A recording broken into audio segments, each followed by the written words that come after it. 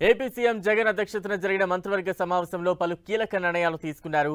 జనవరి నుంచి సామాజిక పెన్షన్లు 2750 నుంచి 3000కు పెంచడంపై నిర్ణయం తీసుకుంది.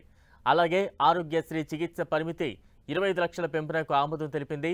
ఏపీ సీసీటీవీ సర్వేలెన్స్ ప్రాజెక్టుతో పాటు వివిధ జిల్లాల్లో రియల్ టైమ్ గవర్నెన్స్ సెంటర్ల ఏర్పాటు కోసం 552 కోట్ల రుణ సేకరణకు కేబినెట్ నిర్ణయం తీసుకుంది.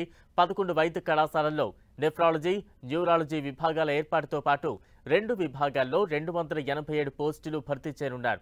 శ్రీకాకుళం, కాకినాడ, విజయవాడ, ఒంగోలు, నెల్లూరు, తిరుపతి, అనంతపురం వైద్య కళాశాలల్లో ఆంకాలజీ విభాగాల ఏర్పాటుకు నిర్ణయం తీసుకుంది కేబినెట్.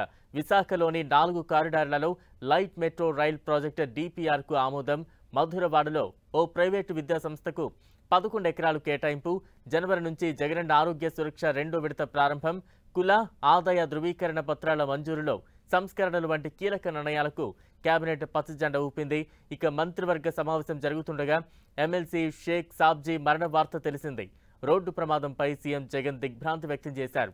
సాబ్జీ మృతికి కేబినెట్ సంతాపం తెలిపింది.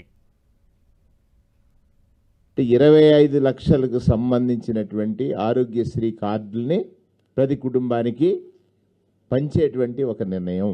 11 పాత వైద్య కళాశాలలు అంటే ఇంతకుముందే ఉన్నటువంటి వైద్య కళాశాలల్లో నెఫ్రాలజీ, న్యూరాలజీ, న్యూరోసర్జరీ విభాగాలు ఏర్పాటు చేయడం కోసం ఇటువంటి ప్రభుత్వ ఎయిడెడ్ పాఠశాలల్లో విద్యార్థులకు ట్యాబులు పంపిణీ కార్యక్రమం 638 కోట్ల రూపాయల వ్యయంతో 4,35,000 ట్యాబులు పంపిణీ 6వ తరగతి ఆపై తరగతి గదుల్లో ప్రతి గదిలో పంపిణీ అక్క చెల్లెమ్మలకు సంక్రాంతి కానుక వారి ఖాతాల్లో నేరుగా 6,394 కోట్ల రూపాయలు వేయాలని